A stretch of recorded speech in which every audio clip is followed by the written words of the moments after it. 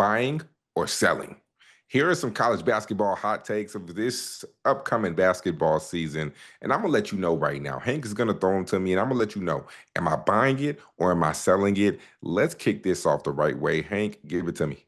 All right, first one, Houston. This is the year Kelvin Sampson gets over the hump. What do you think, buying or selling?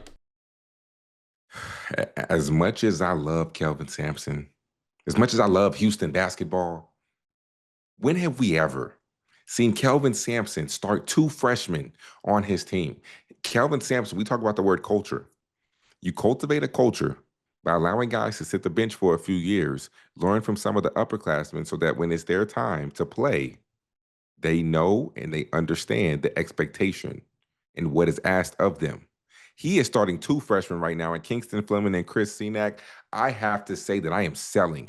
I am not buying that Houston will win a national championship, especially with two freshmen. You mean to tell me two freshmen in about a span of 6 months are going to learn the way that Kelvin Sampson wants to defend at that level that you saw last year with LJ Cryer and Jawan Roberts? I am selling that, Hank. All right, all right. Let me see. Let me try this one then.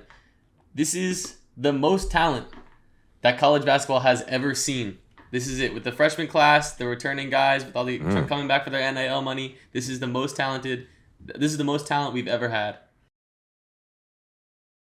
I think when you look at this freshman class, you look at the big three, Boozer, DeBansta, Peterson, then you look at other guys like Nate Ament, Koa Pete, Braden Burries, Darius Acuff Jr., and baby Anthony Edwards, aka Tunde Yesufu. I That's think hot. you make a yeah.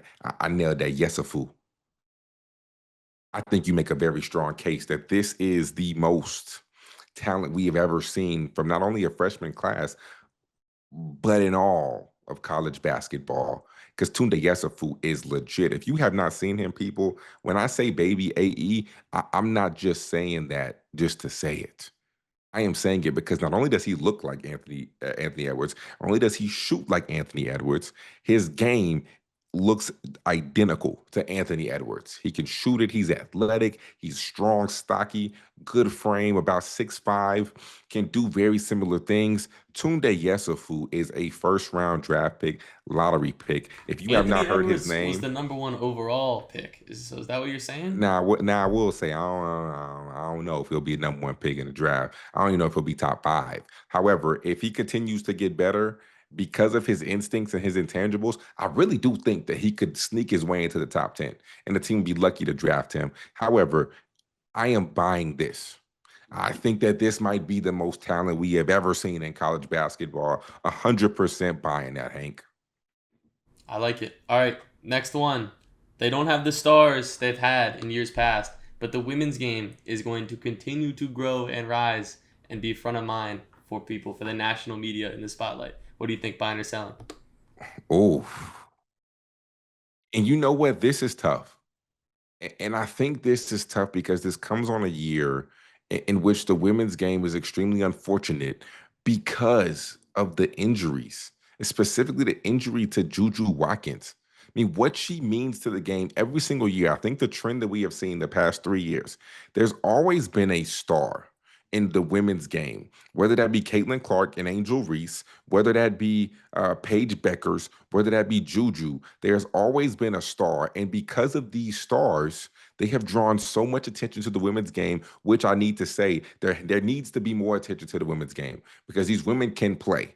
These women are high level talents. When you look at the Hannah Hidalgos, the Olivia Miles, the Lauren Betts, the Flages, the AZ Floods, the AZ Fuds, the Sarah Strongs. I mean, there is so much talent. I mean, Lasia Fulwiley. There's so much talent on the women's side that there needs to be more attention to it. However, I think that there are too many casual fans. There are too many fans that only tune in when the stars are playing that aren't really true fans of basketball. They're more fans of the specific player. So I think because there's no JuJu Watkins, Paige Beckers is gone. I do think that the ratings will go down a little bit. Just being honest, I do think the ratings will go down a little bit. However, they should not because there is still a high level of basketball that is going to be played on the women's side.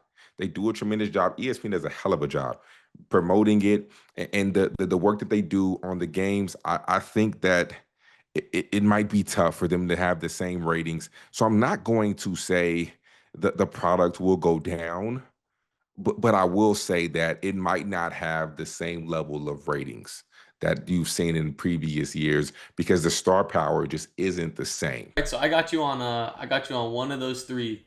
This last one is my favorite. This is the 21-year-old sophomore, I'm putting that in quotes, Wei Lin of the Nanjing Monkey Kings from the Chinese Basketball Association, who's playing for the Oregon Ducks this year. He is real. He is fantastic. And the Ducks are dangerous. What do you think? Are you buying or selling? Um, Wei Wei Lin was impressive. First off, his name is Wei. That's kind of fire. But I think Wei Lin is extremely talented. And when you look at the way he plays the game, the pace in which he plays at, some of the passes that he is able to see, you can tell he's been a pro for a very long time. So, do I think the Wei Lin hype is real? Yeah, I think it's real. Here's my question for you, though, Hank the Tank. When Jackson Shellstad comes back, will we still see Wei Lin on the ball? Because Jackson Shellstat is only about 5'11", 6 foot maybe. So he has to play the one. He has no other place to play but the one. So will this be a split backcourt thing? Or will Jackson Shellstad take the ball out of Wei Lin's hands and Wei Lin be his backup? That's my biggest concern. But I do think the Wei Lin hype is real. My other concern is, can he really guard? Because I think that in the Big Ten, I think when you see Donovan Dent staring across you, it's a little different than what you saw in the CBA. I think a lot of teams will build their schemes to go at Wei Lin. So can he really guard? And will he have the ball in his hands when Jackson Shellstad it comes back? We don't know. TBD. However, I'm gonna buy that the hype is real because I think dude can hoop. King, a wise man once told me the secret to success in college basketball is having good guards. So I'm not worried about Shellstad coming back. That's not a problem for the Ducks. L- you know what, Hank? You redeemed yourself because I was a little concerned.